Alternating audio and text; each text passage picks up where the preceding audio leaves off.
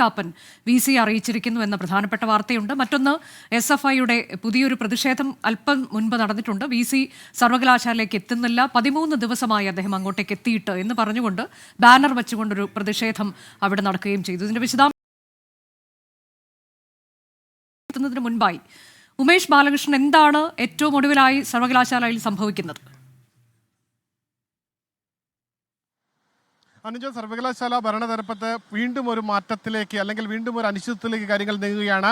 രജിസ്ട്രാറുടെ ചുമതല നൽകിയ director of development and planning വിഭാഗം ഡയറക്ടർ മിനി കാപ്പൻ തനിക്ക് ആ ചുമതല ഏറ്റെടുക്കാൻ, ചുമതലയിൽ നിന്ന് ഒഴിവാക്കണമെന്ന് ആവശ്യപ്പെട്ടുകൊണ്ട് ഇപ്പോൾ VC മോഹൻ കുന്നുമ്മലിന് കത്ത് നൽകിയിരിക്കുന്നു. തനിക്ക് ആ പോസ്റ്റിൽ നിന്ന് ഇപ്പോൾ തുടരാൻ കഴിയില്ല, ഈ പോസ്റ്റ് ചുമതല ഇനി തുടരാൻ കഴിയില്ല, അതുകൊണ്ട് തന്നെ ഒഴിവാക്കണം എന്നുള്ള ആവശ്യമാണ് മുന്നോട്ട് വെച്ചത്. ഇന്ന് രാവിലെ ഇടത് സിൻഡിക്കേറ്റ് അംഗങ്ങൾ മാധ്യമങ്ങളെ കണ്ടപ്പോൾ മിനി കാപ്പൻ ഫയലുകളിൽ ഒപ്പിടുന്നതും രജിസ്ട്രാർ എന്ന നിലയിൽ രജിസ്ട്രാർ എന്ന നിലയിൽ ഫയലുകൾ VCക്ക് അയക്കുന്നതും ചട്ടലംഘനമാണെന്നും അത്തരത്തിൽ നടപടി സ്വീകരിച്ചു കഴിഞ്ഞാൽ അത് അവർ അനുഭവിക്കേണ്ടി വരുമെന്നുള്ള മുന്നറിയിപ്പ് നൽകിയിരുന്നു. ഒരുപക്ഷെ തൊട്ട് പിന്നാലെയാണ് ഇത്തരമൊരു കത്ത് VC മോഹൻ കുന്നുമ്മലിനെ രജിസ്ട്രാറായി ചുമതല നൽകിയിരുന്ന മിനി കാപ്പൻ അയച്ചത്. എന്തായാലും ഇപ്പോൾ ഇടയ്ക്ക്, അതായത് ഇന്ന് രാവിലെ എത്തിയതോടുകൂടി ഫയലുകൾ ആദ്യഘട്ടത്തിൽ മിനി കാപ്പനിലേക്ക് വീണ്ടും ഫയൽ മൂവ്മെന്റുകൾ പോയിരുന്നു. പ്രത്യേകിച്ച് നിലവിൽ യൂണിവേഴ്സിറ്റിയിൽ നടപ്പാക്കേണ്ട നിരവധി വിഷയങ്ങളുണ്ട്. ആ വിഷയങ്ങളുമായി ബന്ധപ്പെട്ടുള്ള ഫയലുകളാണ് പോയത്.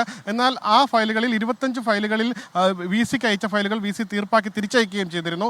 അതേസമയം ഇപ്പോൾ തനിക്ക് പോസ്റ്റിൽ തുടരാൻ താല്പര്യമില്ല എന്ന് കാണിച്ച സാഹചര്യത്തിൽ ഇനി എങ്ങനെ VCക്ക് പോകേണ്ട ഫയലുകൾ മുന്നോട്ട് പോകും? ഒപ്പം രജിസ്ട്രാർ എന്ന നിലയിൽ KS അനിൽകുമാർ ഇവിടെയുണ്ട്. രജിസ്ട്രാറുടെ ഔദ്യോഗിക ഓഫീസിൽ തന്നെ, ഇപ്പോൾ ചേംബറിൽ തന്നെയുണ്ട്.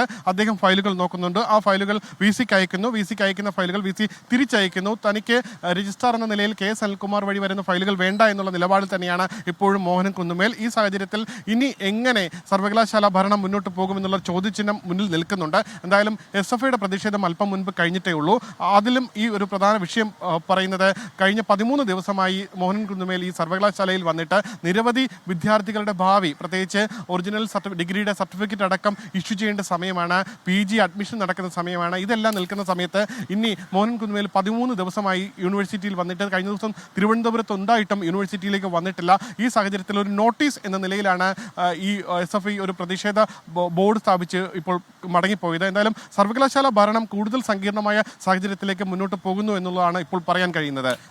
ഉമേഷ്, ഇപ്പോ തിരിച്ചയച്ച ഫയലുകൾ അത് അടിയന്തര സ്വഭാവത്തിലുള്ളതാണ് എന്നാണ് മനസ്സിലാക്കാൻ കഴിയുന്നത്. അപ്പം വിദ്യാർത്ഥികളെ ഇത് അടിയന്തരമായി തന്നെ ഏത് നിലയ്ക്ക് ബാധിക്കുന്നു എന്നാണ് നമുക്ക് മനസ്സിലാക്കാൻ കഴിയുന്നത്. നമ്മൾ വിദ്യാർത്ഥികളുടെ പ്രതികരണങ്ങളൊക്കെ ഇതിനോടകം തേടിയിട്ടുണ്ട് എന്നാണ് ഞാൻ കരുതുന്നത്.